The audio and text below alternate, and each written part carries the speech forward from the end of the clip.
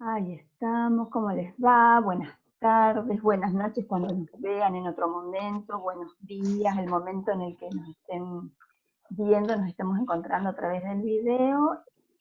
Estamos por comenzar el quinto encuentro de tutoría del espacio de conocimiento del primer año del IFDS 5. Para el encuentro de hoy les habíamos propuesto inicialmente que se encuentren con un video que nos iba a servir y iba a ser de alguna manera el insumo y el recurso al mismo tiempo para comenzar a dialogar en este espacio de tutoría. ¿Lo pudieron ver? Sí, profe, lo vi. Bueno. Sí.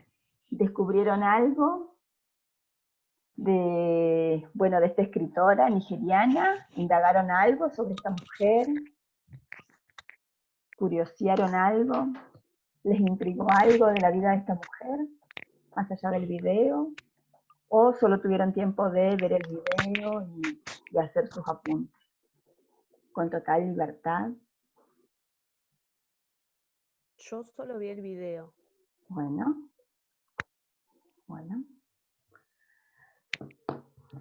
Arranquemos entonces con el video y el contenido del video de esta escritora nigeriana, que bueno, como ya les decía, todos sus escritos están vinculados fundamentalmente a una perspectiva en la que reivindica el feminismo, el rol y el lugar de la mujer, y al mismo tiempo señala algunas perspectivas claramente de raza, ¿no? Y a partir de allí, entre otras cuestiones por las cuales elegimos el video, nos parecía interesante comenzar a problematizar o a preguntarnos sobre el sentido del título del video, ¿no? El peligro de la historia única, ¿no? Esa era como la consigna inicial y el disparador para poder comenzar a dialogar alrededor del contenido del video. ¿Quieren que comencemos entonces por el título? ¿Qué les resonó de este título? Si quieren, hacemos el ejercicio antes de ver el video, a modo de anticipación. ¿Qué les sugería ese título del video?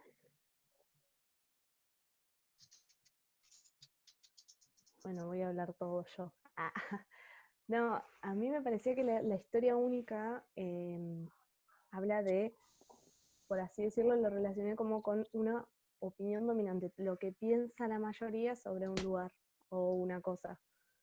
Y lo relacioné en cuanto a que tener un solo punto de vista de algo nos va a llevar a un conflicto de exclusión.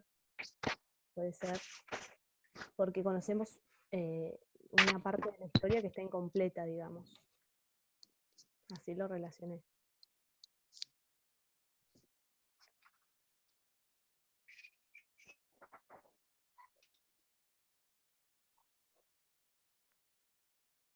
¿Y por qué podría ser ese conflicto?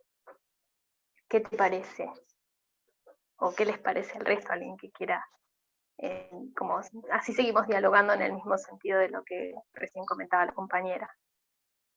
A mí me parece que el conflicto está cuando uno tiene que salir de esa opinión dominante y empezar a formar su propia idea, indagando, buscando acerca del lugar o de la persona que se está hablando, e intentar no tener una sola visión, sino ampliar el panorama y conocer un poco más completa la historia.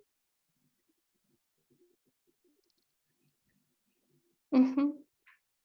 ¿Y encontraron ahí en el video esta búsqueda por la idea propia? ¿Lo encontraron en alguno de los ejemplos? Vieron que ella hace una charla y va como hablando de distintas situaciones, hasta bueno, hacer como un cierre o ir hacia donde ella quiere ir, lo que quiere plantear.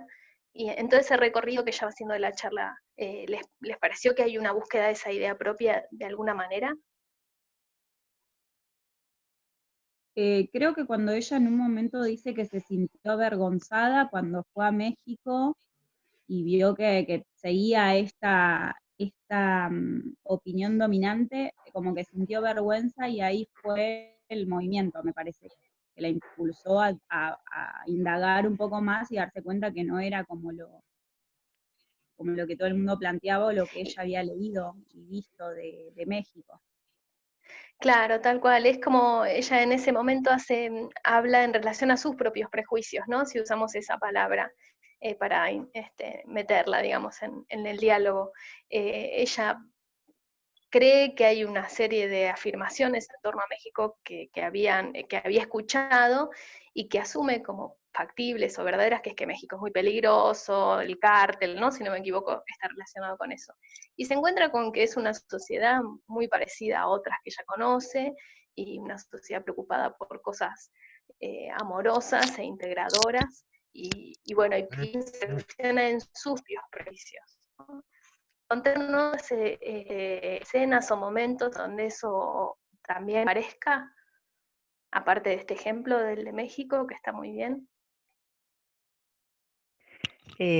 También cuando ella comienza relatando que ella empieza a escribir y que sus cuentos eran más que nada venían de Norteamérica, esto que cuenta de la nieve, de cosas que no existían en su país, ¿no?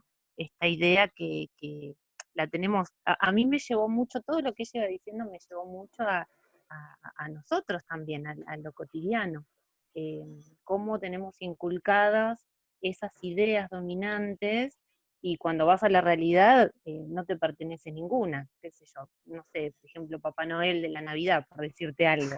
Claro, claro. Eso también me llevó, viste, mucho el ruido, creo que también le hizo a ella en ese momento, ¿no? Sí, como hacer propia la tradición de otros lugares y hacerla como propia de nuestro país, cuando en realidad no nos está identificando eso. Claro. Porque, ¿qué es lo que cuenta? Por si hay alguno compañero o compañera que no vio el video, ¿qué es lo que cuenta ella en relación a los cuentos? Ella es una escritora, entonces ella dice, bueno, cuando yo era chica empecé a escribir, empecé a leer mucho, y en relación a eso está relacionado el ejemplo que hay que traían las compañeras. ¿Qué es lo que cuenta sobre esos cuentos o esas lecturas de infancia?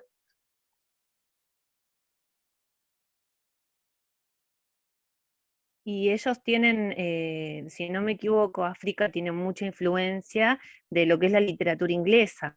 Y bueno, ella habla de esto, ¿no? De que leía de muy chica y era toda esa fuente, no tenía mucho más para elegir. También comenta que todo lo que es de su cultura estaba como que no llegaba, no había mucho, o sea, a lo que era la cultura nigeriana. Entonces,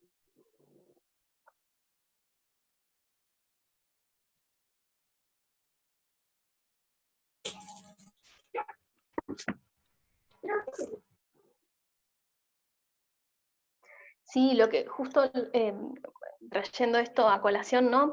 El año pasado cuando lo vimos en la cursada, con los alumnos en clase, justamente lo que hablábamos era si eso acaso también no nos pasó a nosotros o nosotras de chicos, ¿no? En las lecturas que teníamos, tanto de lecturas escolares de literatura, como de pequeños, que algo que nos leían en nuestra casa, si no estaba muy atravesado por, no sé, por ejemplo, me acuerdo de cuentos de Roldán, de Gustavo Roldán, en donde habla de animales que nunca en otros cuentos yo había leído, ¿no? O sea, que no aparecían mencionados, no sé, los yacarés, por ejemplo. Y sí los elefantes o las jirafas. Y de hecho Gustavo Roldán que es un escritor argentino, hace mucho juego con eso, ¿no? Como hace hablar a los animales, y los animales dicen, bueno, pero yo estaba acá esperando en el medio de esta selva que me aparezca una jirafa. Y claro, no es un animal que sea autóctono nuestro de nuestra zona. Entonces es un animal que no va a aparecer. Bueno, y es muy interesante como esa articulación, ¿no? Con cosas que a nosotros también nos ha pasado, o nos pasa, en nuestra propia literatura, por seguir pensando en ese ejemplo. sí.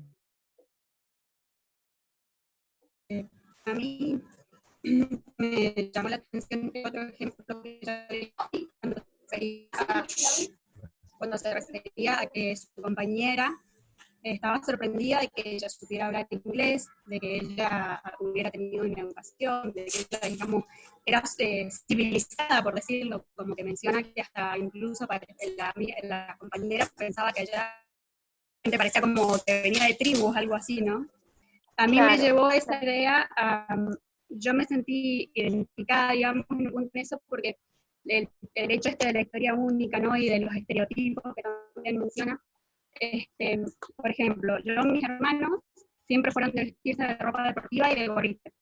Y mis hermanos han estudiado, venimos de una familia trabajadora, pero siempre a esa gente como que se la relaciona con las villas, con la delincuencia, con las malas costumbres. Entonces me llevó a eso también. Y bueno, ella menciona a que genera estereotipos que por ahí siempre son falsos, dice ella, pero muchas veces son incompletos.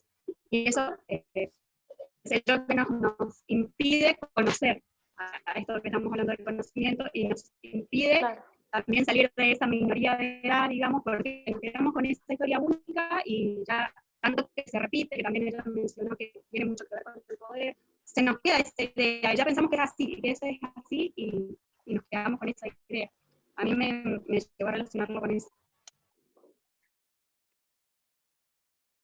Claro, Joana, eso que vos mencionás, ¿no? Que esto de que se nos impide conocer al quedarnos solo con una imagen o con un discurso que termina siendo incompleto, es de sentido común o de opinión dominante, y nos impide conocer otras miradas del mismo, no sé, objeto de conocimiento, por seguirlo pensando en esos términos muy abstractos, ¿no? Está bueno como ponerle ahínco ahí. Eso. Y sí. Ángela. Yo lo que lo relacioné fue con el tema, bueno, el peligro, les leo un poquito de lo que puse. El peligro de la historia Dale. única es que exista un único relato sobre lo que es culturas, países, razas, continentes. Ya que muchas veces estas historias contienen o crean estereotipos y prejuicios, ahí con lo que estuvimos viendo. Y bueno, y son nocivos o amenazan, digamos, la verdad realmente de las diferencias. Y eso es lo que amenaza como un peligro. Incluso a veces se explican situaciones basándose solamente en parcialidades y no en lo que es la historia completa. ¿Sí? Por ahí, por ese lado lo vi. Bien. Yo no sé si pienso como que es muy general lo que voy a decir, pero como que nunca terminamos de conocer en realidad algo, ¿no? Porque depende, por ejemplo, la historia argentina, depende de quién nos la cuente, nos va a hablar de Perón, suponte bien, nos va a contar la parte buena que hizo, y si agarramos a otra persona, lo mismo pasaba con África, nos pueden contar lo bueno, lo malo. Yo pienso que está bueno saber tener un abanico de posibilidades, de saber de todo. Después, bueno, nos da la opción de no tener esta historia única, nos da la opción de elegir, bueno, me quedo con esto de África, me quedo con esto de Argentina, o lo que fuese, ¿no? No sé si por ahí es muy general, pero como que uno nunca termina de conocer realmente, no sé. Yo creo que ahí con lo que dice la compañera, que es cierto, que es de quien nos cuente, a partir de escuchar varias versiones, de abrir el abanico y tener la opción de escuchar varios discursos, me da la sensación que de ahí uno puede construir lo propio y nunca va a haber una verdad o el conocimiento real sobre algo, sino que va a variar, depende a quién lo cuente y qué hayamos absorbido nosotros para armar lo propio, digamos. A mí, ahí en eso que mencionas, también justamente me parece que lo que habla ella es que el peligro es el poder dominante que nos impide conocer otras historias y que repite siempre la misma historia para imponernos esa idea. Y por ahí no tenemos ese abanico que sería bueno para nosotros mismos formar nuestra propia opinión.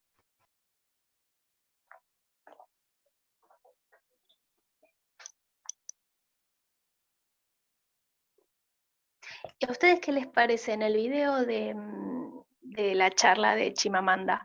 ¿Ella estaría de acuerdo con que hay una verdad o con que no hay una verdad? ¿O qué les parece a ustedes?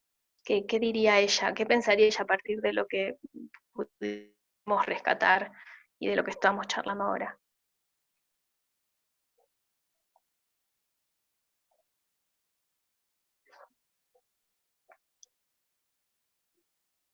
no sé si una verdad puntualmente, pero sí realidades diferentes, con sus propias características. No sé si es una verdad única, porque no sé si lo existe tampoco, o sea, pero es diferentes puntos de vista de donde la sociedad te haya colocado y donde hayas transitado la mayor parte de tu vida. Me parece que tiene que ver por ahí con eso. Claro.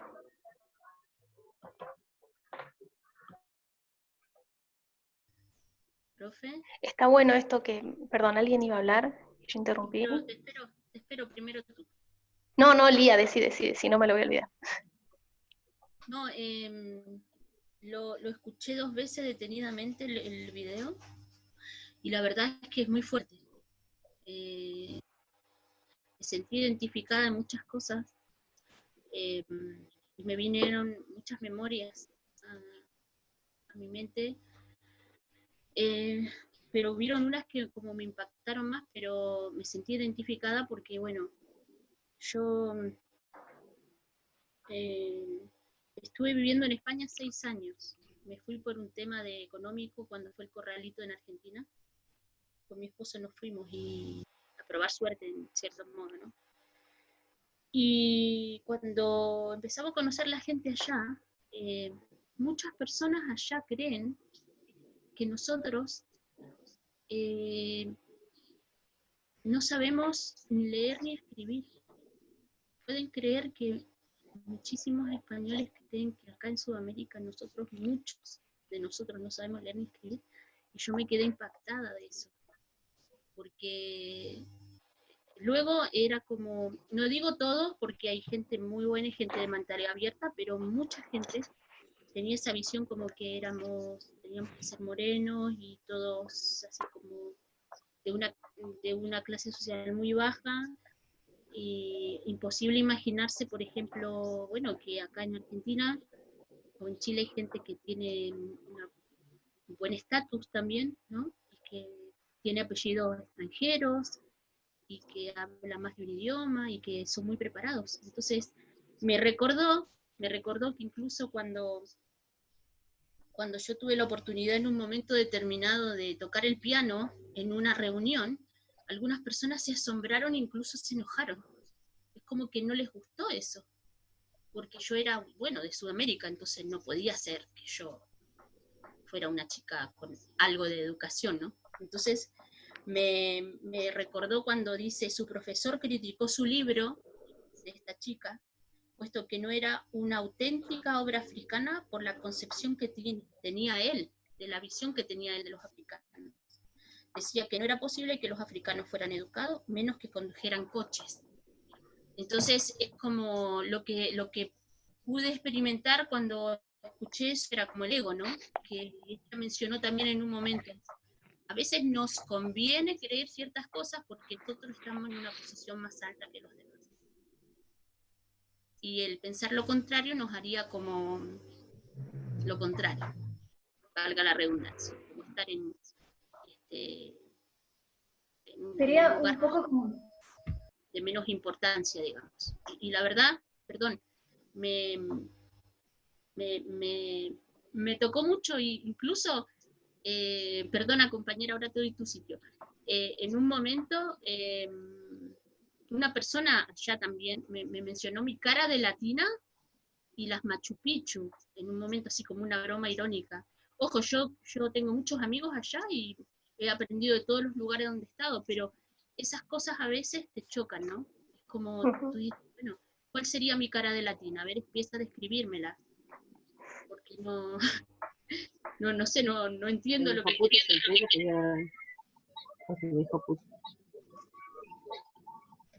Encima viene hasta acá y me levanta la cortina sapeando. Gisela. Sin querer.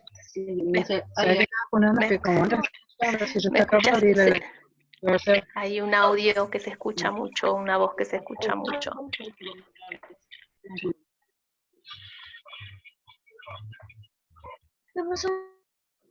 Ahí está, gracias.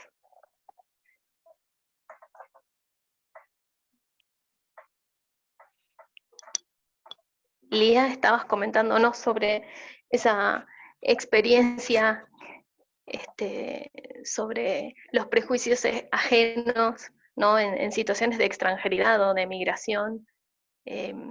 ¿Querías decirnos algo más ahí para cerrarnos la idea? No, quería dar ese ejemplo porque me recontra acordé de mi propia experiencia cuando ella mencionó eso, y bueno, y hay otras más que podríamos estar todo el día hablando, pero no quiero hablármelo todo, pero sí, como pasa comúnmente.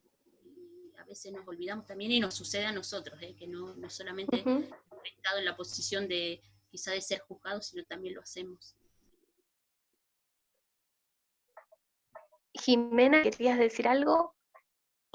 No, nada, esto de que como que es innato de la sociedad, esto de prejuzgar, el prejuicio en todas las sociedades y en todas las culturas pasa esto, que es lamentable, que no es el prejuzgar del que habla Kant, ¿no? Que uno tiene que como... Pero no, nada de eso. Yo creo sí, también... es como sí.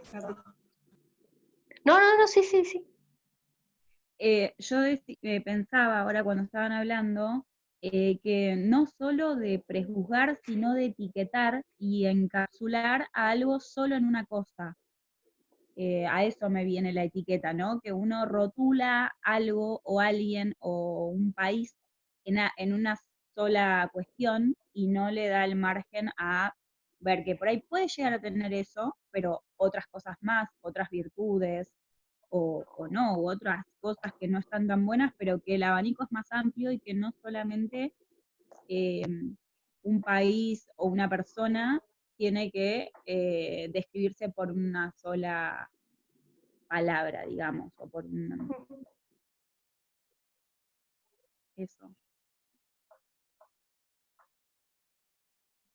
Sí, retomar esa idea del etiquetar bajo una sola descripción o bajo una característica única y unívoca, es parte de lo que conocemos como estereotipo, ¿no? Justamente lo que viene mencionando con distintos ejemplos a lo largo de la charla Chimamanda, porque esto sería algo como el lugar, volviendo a un ejemplo de género, reducir a la mujer a un lugar de madre, ¿no? Si reducimos a una mujer, por el solo hecho de ser mujer, a la única característica posible de ella, que es la de ser madre, entonces estamos dejando por fuera todas las otras, ¿no? La posibilidad de que sea una médica, docente, que sea viajera, ciclista, no sé, todas aquellas cosas que se nos ocurren, que son infinitas las posibilidades de caracterización de una persona. O sea, es imposible, como recién decían hace un rato, que es imposible terminar de conocer algo. La descripción sobre una persona sería como esto, infinita, porque podemos tomar tantas cosas como se nos ocurra, ¿no? Entonces, reducir a una persona, a un sector social o a una comunidad, a solo un rasgo, es absolutamente, es incompleto, para usar esa palabra que ustedes han mencionado, es conflictivo, pero además es sumamente violento, ¿no? Y por eso también estas cosas de las que se acuerda Lía y que son violentas para la identidad de uno y de muchos, o quizá no de uno, pero sí de muchos, ¿no?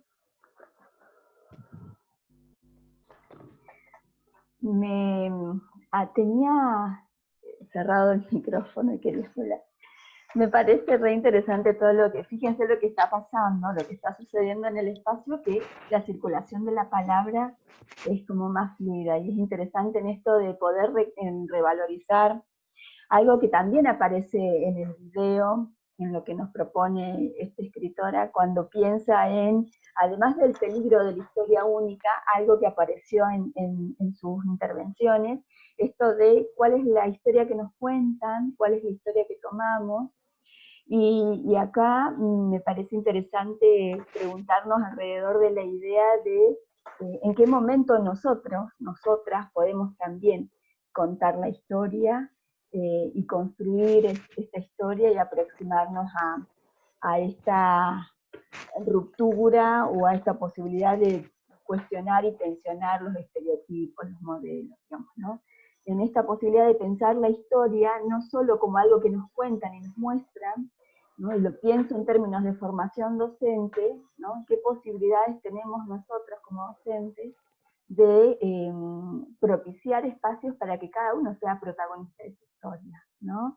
Entonces acá aparece, me parece también interesante los criterios de selección, digamos, en esto de que pareciera y que efectivamente el conocimiento es inacabado, ¿no? Por eso decimos que el sujeto de conocimiento lo construye al conocimiento permanentemente a lo largo de su historia, y en este sentido, desde el lugar de la tarea docente, cómo aportamos elementos para que el otro y la otra, los otros, sean realmente protagonistas y puedan también sentirse con derecho, ¿no? Y acá la idea de sujeto de derecho, de construir y hacer la historia, ¿no?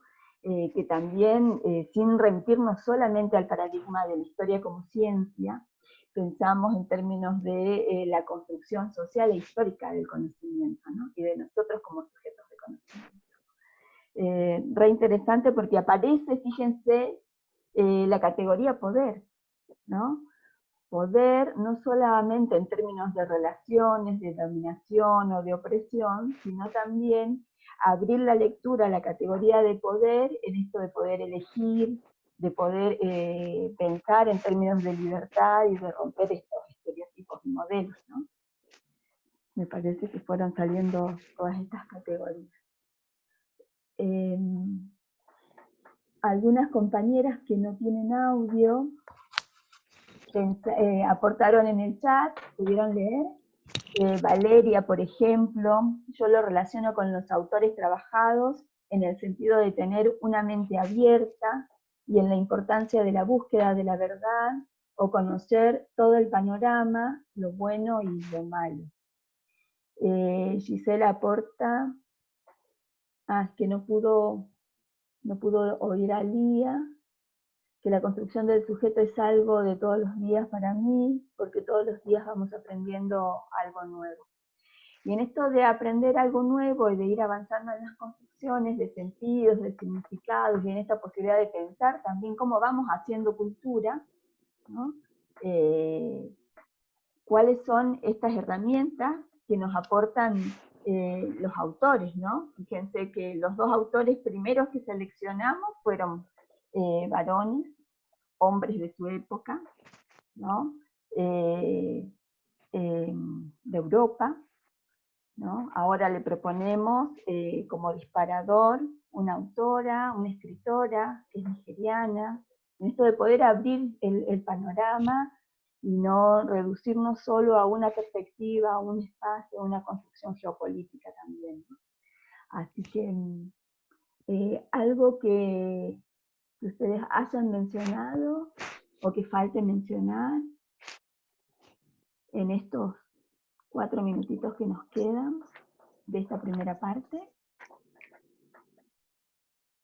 Algo que les haya resonado en relación a las intervenciones de las compañeras. Profe, Sí. Mayra. bueno, yo me conecté tarde y en realidad no pude escuchar mucho quién opinó o no, pero bueno, yo lo hice el trabajo y bueno, la verdad es que no estoy bien como conectada con ustedes porque entré tarde, pero capaz que ya lo dijeron, o capaz que no, ¿lo digo o no? Sí, te escuchamos, May. ¿Sí? Bueno. Yo puse, bueno, el peligro de una sola historia, creo que se lo titula de esta forma, porque no se puede medir lo que se estipula a través de escritos o enunciados. Genera en el conocimiento de las personas una realidad que tomamos como verdadera y única.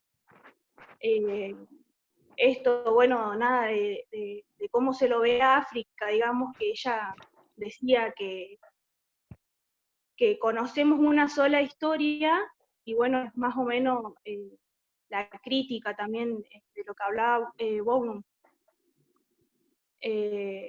Después pude también, cuando puse, bueno, podemos observar cuando su compañera de habitación tenía una crítica de ella sin conocerla, solo por saber una sola realidad de su pueblo natal.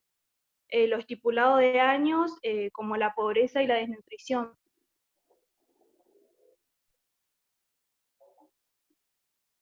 No sé si ya habían hablado de algo parecido o no. No sé si está bien tampoco.